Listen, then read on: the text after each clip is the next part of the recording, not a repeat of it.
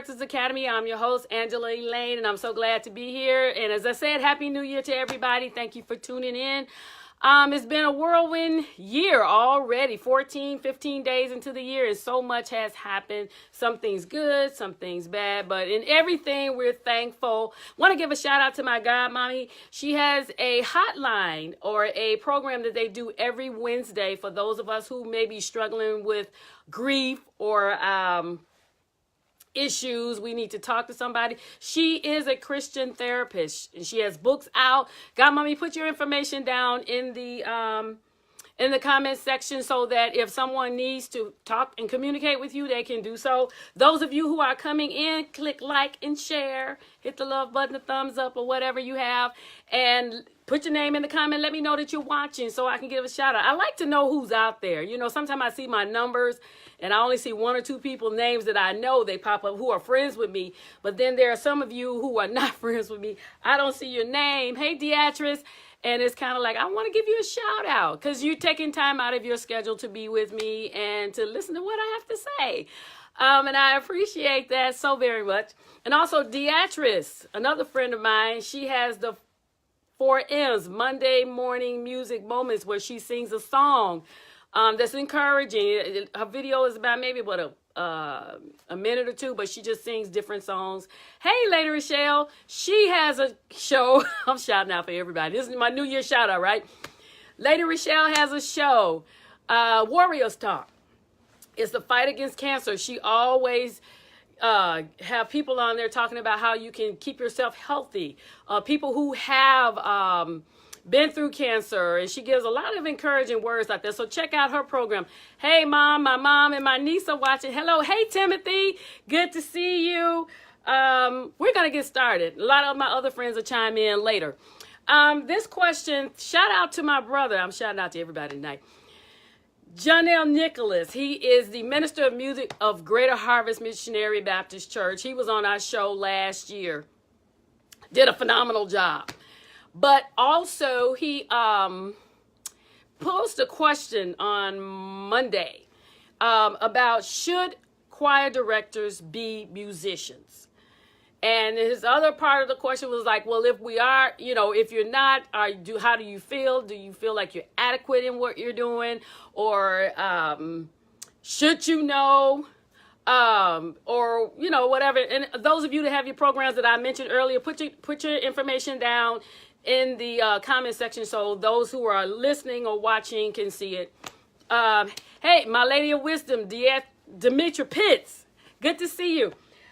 They were asking, is it necessary? My personal opinion, should a choir director be a musician? In my personal opinion, from what I know from my experiences that I've had, yes, they should.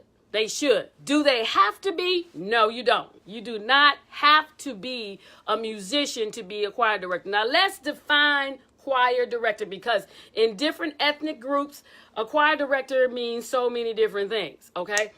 A choir director on the global scale is a person who teaches music, who knows music, who's able to teach and play. They generally have some kind of formal training in music. They generally have been in choirs, competitions, things of that sort. So you're not just a person standing there doing this. This is what a lot of us know in the African American churches. When we say choir director, we think of a person doing this. And I mean, okay, you can do that. But on a global scale, it means something a whole lot more. Hey, Stephanie, it means a whole lot more than that. And I'm talking from the perspective, that means that you're managing the department. In the African-American churches, we call it minister of music. Everyone else outside, they call it a plain old choir director. But you cover a lot of areas. I personally don't think you have to be a musician per se, because there are so many other ramifications in being a choir director. I mean, music is just one side of it. There are other facets, but we're talking about being a musician. I say personally, from my personal experience, and some of the other ones Demetria Pitts, she is a retired minister of music, so she can chime in. Maybe she sees something differently. But as a choir director myself, with the experiences that I had, I think it would be beneficial for you to learn music. But let's go over to the side where I was saying that not necessarily so. Because there are some choir directors I know that have excellent ears. I mean, their ear is really like an instrument. They can tell you, you can play A flat, they know exactly what it is. They can tell different people when you're off. They can hear a person way in the back. The ear training is key if you're going to be a choir director. And some people, there are some, I believe it was Reverend Milton Brunson was not an actual musician, but he had an ear and he could teach people how to sing different parts without playing an instrument. So you don't really need to have it. I just say that it's a good thing to have, and I'm going to get into that later on. But one of the reasons why it may be beneficial, because it depends on the requirements of the person who's in charge, that pastor. Now, some ministries don't require you to have, to know how to play an instrument. They just want somebody that's just willing to get up there and do whatever, to get through the song. Depending on now, some ministries where they have higher expectations may require you to know music. Some churches require you to have a degree. Some require you not only to play an instrument, but they require you to have a resume of where you've been. Have you been involved? If they want a competition grade choir, which is kind of where I am in competitions, what competitions have you been in? Which ones did you win? Your training techniques. They want to have a whole curriculum set up almost. It depends on the church and it depends on the person who is in charge and what they are looking for.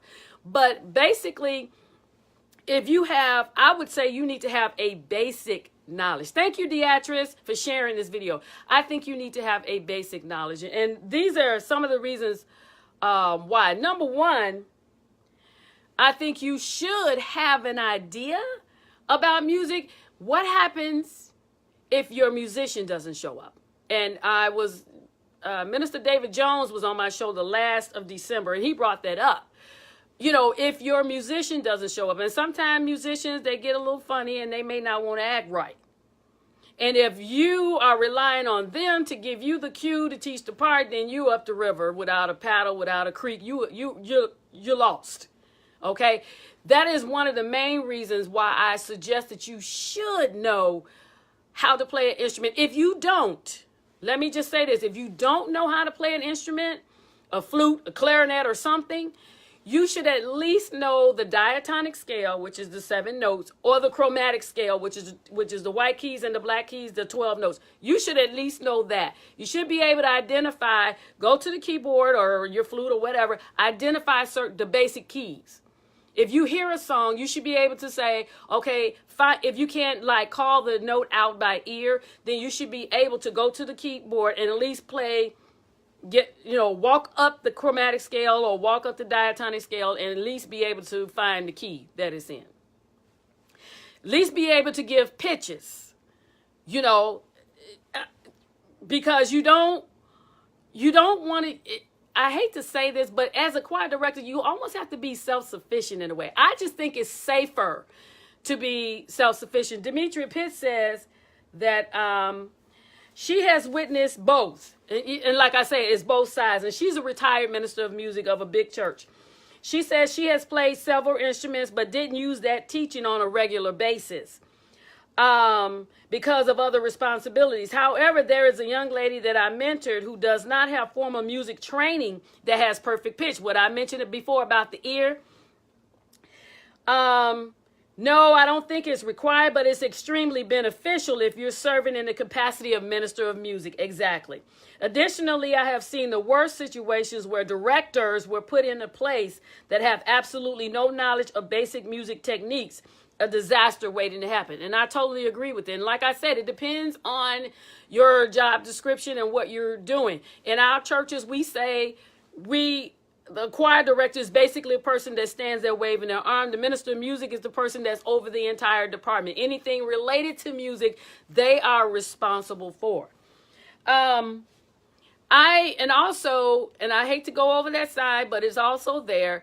You need to understand. I would say it's a good thing for you to understand music is beneficial, especially when you have challengers in your group. There's always somebody in the group that have maybe picked up a book of music theory and, read a couple of lines, sat through, read a couple of chapters, hit a couple of things, watch a couple of YouTube videos, and they are expert at music. I have encountered that several times. And it's embarrassing and I've also seen the other side where it's embarrassing when somebody in the group has a more thorough knowledge of music than the director or the minister of music, and they purposely would say things or use terminology that the director was not versed. And it really, what it did was kind of let the confidence level of the people down a little bit, because it's like you should be, they're thinking in mind, if you're in charge, especially as a minister of music, you should be able to diffuse it or be able to answer that question. You follow what I'm saying? So because you're going to have challenges. And that's why I really hate to say that, because it happened to me. One person did call me out. They didn't know that I did have a knowledge, because I don't go around promoting what I know. That is not necessary. That's not who I am. And we were in rehearsal, and the person said, was trying to explain to me about the enharmonic notes. And I guess they thought that I didn't understand what it was. G sharp is actually A flat, depending on which direction you go. If you go to the right, it's a sharp. If you go this way to the left, it's a flat. Well, apparently they thought I didn't understand. So they were trying to explain something to me about, the particular key we were singing in. And so I told them what I wanted them to do was give me the key of G, but they had some explanation. And I told them to give me, I think it was F. No, it was the key of F. And they were trying to give me whatever. And I told them, give me G double flat. Because if we're talking enharmonic notes, if I say, give me G double flat, that's actually the key of F, because you're taking G, you flatten it twice, you add F. Well, they kind of sat there. There is no such thing as G double flat. Well, I'm like, well, if you know music theory, you would understand, yes, it is. You start at the key of G, you flatten it once, is G flat. If you flatten it again, is F, or whichever way you want to go. If and they were kind of like, oh my God. So then that diffused that, and then that gave the choir the confidence to know that, oh my gosh, she actually know what's going on. Yes. So in that case, I think it's best that you do. It's beneficial in that way. Also, it just helps build up confidence in you when you're standing before a group of people and you're teaching parts. Because if you give them the music ahead of time, and I'm a firm believer in being proactive, so I give the choir the music ahead of time, not just for to make the rehearsal easier, but it's just better when everybody kind of has an idea where we're going, and then you just tweak it or critique it or whatever you need to do. And it's better. Sometimes even when you come into it and you give everybody the information, you still need to have an understanding of where they should be. For me, it's always best. I always learn the song in and out so I can stop it at any point in time and correct whatever I need to correct and move on. And it's really a confidence builder when you have that. And if you don't have it, doesn't mean that you're not qualified. Like Demetri Pitts mentioned earlier, some people just have a good ear. And they don't know anything technically about the music scale, but they have a good ear. And that's a lot of times that's more beneficial, because just because you're a musician does not mean you're a minister of music or you're qualified to be a choir director. People need to understand that. Things just don't go vice versa. And just because you're a choir director doesn't mean you're a musician. And doesn't mean you'll make a good musician either. I mean, it goes both ways. So I think in your musical abilities, as far as being a musician and a choir director, you need to be passionate about what you're doing. And I think that's to me, I know we get into these discussions about that, but to me, passion is everything about music. It's a very passionate art. And you need to convey a message over to people. And in being a choir director, or a minister of music, you need to have passion, not only for music, but you need to have a passion for people. You have to have a compassionate spirit towards people. Because if you don't, if you're an introvert, then maybe choir directing, you can be a musician and be introvert, because all you're doing is this. But in being a choir director, you can't be introverted. You understand what I'm saying? So should you know how to play music? I think you should. I think it would be very beneficial for you, because it just brings on a level of confidence, and it helps inspire you, and it invokes creativity. All right. Sorry. They both work hand in hand, because being a musician, it invokes creativity, and it helps you do your job on the other side. And that's not saying that you cannot be creative without music, because some people are just gifted. Some people, I'm a musician. I play 3, 4, 5 instruments. Now, that's not my strong side, though. Instrumentalism is not my strong side. I can play it, and if I do play, you will recognize the music right off. That is not the problem. That's just not where my passion is. My passion is actually teaching people. But I would say, I don't want to, this is kind of, and I was telling the people on the chat, I said, this is kind of a trick question, because you can't standardize it and say you must be this way, because all of us are like kaleidoscopes. We can turn it any kind of way. It all depends on what combination is needed for that particular job or for that particular time. But I was also thinking, and you need to be, it helps with your knowledge. Okay, it really helps with your knowledge, and I think it helps you to teach parts better, because sometimes when you're trying to teach a part, I know with my choir, sometimes I can do it a cappella, and I can just teach a song, and they can just follow along with me, but then sometimes they can't catch it, so then I have to go to the piano or the keyboard or whatever and play it out for them, and then they can catch it, and then it kind of makes the rehearsal go easier, whichever way you need to go. Dimitri said that's a difference. There's different skill sets for each position. A minister of music should be able to handle all aspects of the position, and that is absolutely true. I agree with that. And a lot, like I said, with the choir director is basically the watered down version for choir directors in our particular churches.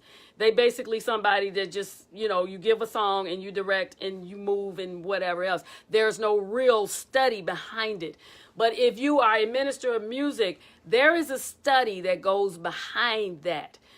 You need to be able to cover a vast area, because you don't know where you need to fit in at. And when I come in on Sunday mornings as a minister of music, or I'm over the music president, whichever title you want, but I'm over the entire music department. So my day starts way ahead of everybody else. You understand? It starts when everybody else is still at home trying to get ready. I'm already there, trying to get myself acclimated, understanding what needs to be done, maybe work out on the drums a little bit, then work out on the organ, then work out on the keyboard, kind of get things in position, because I don't know what area I'm going to have to fill in at. And as being a minister of music, it covers a lot of different areas, not only the music side, but you have the personnel side in that you're dealing with people. And then you also have the Bible side. You need to know the word in order to keep yourself governed. As a choir director, generally, you're just assisting the minister of music. That's how I view a choir director. I'm not sure how everybody else does, but that's how I view it. You're basically just assisting the director in conducting the service or conducting the choir. But even then, as an assistant, if you have aspirations to become a minister of music, I would strenuously suggest that you take some kind of course, or else get you a mentor. Not exactly it doesn't have to be somebody that's popular, because a lot of times when they're popular, they really don't have time to really devote to you, to answer your questions, to give you insight. They can give you something, and then they got to jet to where they have to go. I would get someone who has experience in being a minister of music over a department, running all aspects. They can give you a broader a broader view of it, a more global view of what is required of you. And it will only prepare you. I really believe this wholeheartedly. You need to prepare yourself for the next level in life. Always. And in the music industry, no matter which side you're on, there's always another level of deeper seeking, because you can reach a point of stagnation. And that can be just as detrimental as you not knowing music. I hope you all kind of follow what I'm saying. This is multifaceted, but I really do believe it is something that is beneficial to you, that you should, honestly, let's just cut to the chase. You really should invest in your own craft. Let's just be honest. Whatever you choose to do, you should invest in yourself and learn all you can learn. Don't sit and say, oh, I'm doing enough to get by. Don't be satisfied with just doing enough. Well, I made the grade. Okay, if all I need to do is this in order to be this, and let me just meet that expectation, and then that's it. Don't be one of those people, because then you're not going anywhere. You're not going anywhere. Demetri Pitts, what she say, in a lot of black churches, the directors just, exactly, they're hand-weighted. They put no music study with the exception of mimicking what they've seen or perceive it to lead to a song or choir. A lot of directors aren't able to teach parts, just like some musicians can't teach parts, which, no, I don't understand that either. I don't understand that. But I think a lot of us, we get to the point where we just say, oh, I meet this expectation, that's good. Because we see what everybody's doing. To Demetrius' point, we see what everybody's doing. We see Kurt Carr, we see Ricky Dillard, we see Dexter Walker, who is going to be a guest on my show, yay, in the near future, we see them, and that's all we see is the after. We don't see the before. And I can tell you of a truth. Dexter and I, both of our choirs, my choir is much smaller than Dexter Walker's. Oh my gosh. I think the max I ever had was 15 people. Because by the time I take them through my training process, a lot of people like, peace, deuces, I don't want to do this. But his choir, Zion Movement, and my choir, Redeemed Tabernacle, we were both in the competitions together. And it got to the point people were like basically saying, well, it's, like they're doing the football now, it's between the Patriots and whoever else it is. That's how they were between us. It's Zion Movement or Redeemed. It was just always, it was us, but it was a friendly thing. We were learning off of each other. And now he has excelled, and I'm going this route, which I love it. I really do. But I'm just saying, we both did not take that mentality like, okay, I made the top 5, I'm good enough. Don't have that attitude when it comes to your craft. Be willing. Oh, Aaron, you were there? Oh, God. Okay, I shouldn't have mentioned that. Aaron said he was there. Oh, my God. Anyway, okay, moving on. But don't be satisfied with just being mediocre. And I think that's what a lot of us do. We get satisfied with just standing in front of the crowd with our fancy clothes on and we're doing this and not taking the time to really learn your craft. I took the time. Now, I don't have a degree, but thank God I will be going back to school. Yes, I will be. Demetri Pitts, you was there too? Oh, God. Okay, anyway, I'll be going back to school to working on that. Oh, God. I will be going back to school working towards that little piece of paper. I'm a paper person. But I did take the time to get around people that were knowledgeable and knew the industry, knew the business side as well as the technical side. And I took time. I would be up 2 and 3 o'clock in the morning practicing. Invest in yourself. Get books and read. Read, people. Oh, my God. Read. You have to study. There are online courses for Berkeley, Juilliard, even Columbia. God blessed me to get a partial scholarship. I mean, these are things that you have to do if you want to be good at it. You don't want to just be mediocre. And I think a lot of people settle for that. And I'm not going into a teaching mode tonight. I'm going to be off here in a few minutes. Don't settle. Invest in your craft. Don't be satisfied with just doing this. Anybody can do that. I mean, I've been doing that all my life. My dad was a Latin dance instructor. I learned how to dance and do all that stuff and, whatever. I do that. But that's not directing. Okay? Study your craft. Learn, read, study, and you must practice. Take the time to practice and develop yourself. Get around people. Go to seminars. Go around to different reformations and just listen to how they do things. Invest in yourself. Don't be satisfied. I do believe, even as a choir director, you should know something about music theory. Don't rely on anybody else. Oh, that's my buddy there. Hey, Keith. That's my buddy, right? Elder Keith, I'm sorry. That's my buddy right there. I love him. But yeah, invest in yourself. Do what you can to regenerate, revive, renew yourself. But I truly believe that it's beneficial for you to do that. Learn how to teach parts. Learn how to do the chording. Just basic chords. If you know how to do basic chords, you can develop yourself into teaching parts, okay? Practice and do what you have to do. It's a very beneficial thing. Do you have to have it to be a choir director? No. But I strenuously suggest if you have plans of moving up the ladder and becoming a minister of music or a director of music, invest in yourself. Invest in your craft. Invest in your spirit. Fill yourself with the word of God. You're doing gospel music, so fill yourself with the word of God. Let it germinate and come out. Because whatever spirit, oh God, I'm not going to the teaching mode, but whatever you have in you is going to come out on the people. The music department is a reflection of the person. Remember that from the movie Drumline. The band is only as good as its director. The choir is the same way.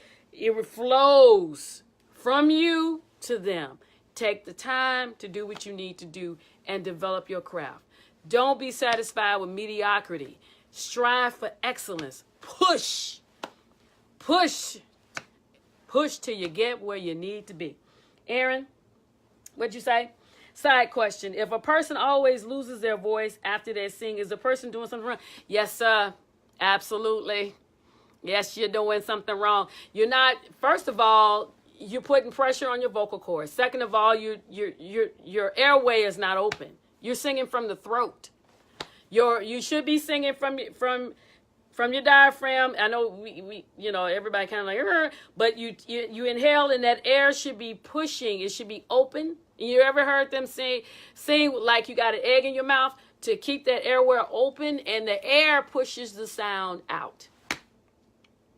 The air pushes the sound out. And if you're singing from your diaphragm and you're allowing that air to have a free course coming all the way up and out and taking the notes from the vocal cords and letting it come out, you will never be hoarse. I honestly, and I've been singing, my mom tells me I've been singing since I was 5. I don't know. That's what she said. My mom was my first church choir director. So she knows. And she was a choir director. Well, actually, my mother was she was an old-time choir director. You know what I'm saying? The one that taught you how to sing a cappella. And you stand there, and my mom made me audition. I'm still tripping over that. She made me audition, and she made me the last person to direct. Just throwing that out there because I know she's watching. So I'm just throwing that out at you, Mom. Okay? But yes, Aaron, the person is doing something wrong. You should never be hoarse. Honestly, in my entire years of singing, I can only tell you maybe 10 times, and I've been singing over 40 years. Maybe 10 times I may have been hoarse. I've never been hoarse that much.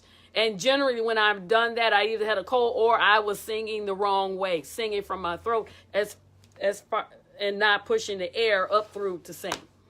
Demetri Pitt said, yes, the word is your foundation. It gives you the ability to know the difference between gospel and inspiration. You know what? Lady of Wisdom, we're going to have to do a show on that. The difference between gospel and inspirational. That is so true.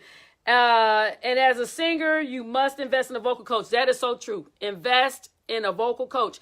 And also, I mentioned that an ENT. Did you mention that also? An ENT specialist. You should have your vocal cords. Now, Aaron, back to that point. If you are consistently hoarse. Oh, Lord. Do I give vocal lessons? Yes, I do. Yes, I do. When I maneuver my time. Yes, I do. Aaron, that to answer your question. As an ENT, if a person is consistently hoarse, then I would suggest that you go and have an ENT look at your throat and make sure that there are no polyps, there's no scar tissue or damage or something to your throat. Because no one should be consistently hoarse. Unless, I mean, really, if you're singing, you shouldn't be consistently hoarse. But, and it may be something as simple as voice techniques. The voice techniques that you're using. Like my choir, and I'm really going to cut this off in a few minutes, but like with my choir, I've trained them, most of the time people, I'm just throwing this out here. Most of the time when people teach choirs, they just throw the note at them, and you hear people, and I just cringe because I hear people screaming. I'm like, oh my God, you're not supposed to scream. That's not singing. I don't know what that is, but that's not the way you do things. I taught my choir, and it's not that many of them. But I've taught them how to vocal techniques, how to sing consistently from your diaphragm and let that air roll through. It took some time for them to get the concept because, everybody kind of think they already know how to sing. So then you got to unlearn what you think and then relearn what I'm trying to do. In the process, enunciation, breathing, sitting techniques, standing, making sure your chin is even with your chest, even with your lap if you're singing, warming up. And that's another thing I know we are guilty of not doing. We do not warm up before we sing. That is a no-no. That's, you starting to sing. If you just come in off the street, like now it's cold outside and I just come in off the street and start singing, you know what I'm doing? That's like you laying in the bed sleeping, somebody come and get a pot and pan and go bing, bing, bing, bing, bing, bing, bing. That's what you're doing to your voice when you walk in from the outside and don't warm up before you sing. You should always, and you don't have to do the whole string. You're not an opera singer, so I'm not expecting you to do that. But just getting in the key of C and holding that note for 8 seconds, going up from C to D, hold that for 8 seconds. Now for my choir, I generally have them to sing a soft song and we kind of escalate and go up the scales and all of that kind of stuff. You need to warm up. That's another reason why you can get hoarse. Consistently just singing without even warming yourself up. Just simple exercises, nothing really stringent, but you should always warm your voice up before you sing. Because sometimes if you ever notice, if you don't warm up, you may start getting a little strangled, because you didn't do what you should do. Demetri Fitz said, I had a vocal polyp surgery from overworking my voice and breathing incorrectly. That's true. And that's why I'm saying if you're consistently hoarse and you need to just have an ENT to look it up. To go take the camera down there. I had that done where they take the camera down there and they just look around and see and make sure everything is correct. Scales and me, my, moo, moo. I'm about to have you on the show, Demetra, because you got a whole lot going on over there. Actually, you do. That's the scales and the me, my, moo exercises. Warming that voice up. Take your choir through that. Train them how to do that. And if in that, you also teaching them how to breathe while they're doing that. And that will give you a richer, fuller sound. You won't sound so clangy and airy. And, I hate to hear an adult choir sound like teenagers because they're singing from here. An adult choir, if they're going through the training process, should sound very rich, very full. The sound should resonate in all of the cavities all the way up. Even in the head, it should resonate and give you that full, rich tone, especially when you sing an a cappella. That is such a beautiful sound. I hope that helped you all out. I kind of went longer than what I anticipated. Demetri Fitz sound like cackling hens. Yeah, that is such a distraction to me. Sometimes I hate to go places because I kind of sit there. And I don't want to be super critical because then I sit there and I kind of listen to people. And then I start looking for a reason to, to enjoy. But, that's just part of your hearing because that's what you do. You don't mean to do that. But even then I try to find something to encourage a person because there's always something good that a person is doing. Even if they're doing it wrong, as far as singing is concerned, there is something. They generally have enthusiasm or something like that. But back to my top point, Demetri Fitz kind of took me all off on another tangent. But I would encourage every choir director to do what you can to learn your craft, to learn music. and learning how to play. Nobody says you got to be Liberace or Richard Smallwood. No, that's okay. I appreciate it, Lady of Wisdom, or Richard Smallwood, anybody like that. But you should know how to play basic chords because that really will help in your teaching efforts. Okay, so I hope you enjoy. I enjoyed it. I enjoyed talking to you, but I hope you enjoyed the show on tonight. Hit like and share. Those of you on YouTube, my YouTube subscribers is going up. I surely appreciate it. Wherever they're coming from, every week someone's been subscribing to my channel because they enjoy what I'm giving out, and I'm really glad to know that I'm helping somebody. So the newer people, hit the subscribe button on the side. I will be loading this video up to YouTube. Thank you, Mama. That's my mom. My mom said, great job. Thank you, Mama. Thank you, Lady of Wisdom. I did my best. Thank you, Beatrice. Thank you so much. Hit the share button or whatever, and leave your comments down there at the bottom. Those of you whose names I did not see, leave your name down there so I can do a shout out and wave at you, because I appreciate you spending the time to listen to what I had to say. If you have any questions or anything else that you want me to go over, feel free to inbox me at the Choir Directors Academy, and I will do a show on it. And I'm going to do a show on that, knowing the difference between gospel and inspirational. That we do need to know. That's an important topic. And I'm going to bring Demetria Pitts with my resident. I'm going to bring her on to help me discuss that with you all. Everybody have a lovely evening. Get some rest. We all need to rest. Don't rip and run too much, and then because that has an effect on your voice as well. Yes, it does. So get some rest. Have a great weekend. Don't forget to pray for others. We're going through a lot of tragedies. First 15 days of the year, and there's a lot of deaths and a lot of tragedy, a lot of hurt people out there. A lot of, stuff going on. Let's say a prayer, include people in our prayer. Pray for this world, pray for this nation, that everything, don't look surprised, Demetria, you coming, that everything works out for all of us and things just get better. All right? Be kind, be sweet, and be kind to everybody, because we all having a hard time at some point in time during our day. Thank you all so very much. Love everybody. And as I always say, peace.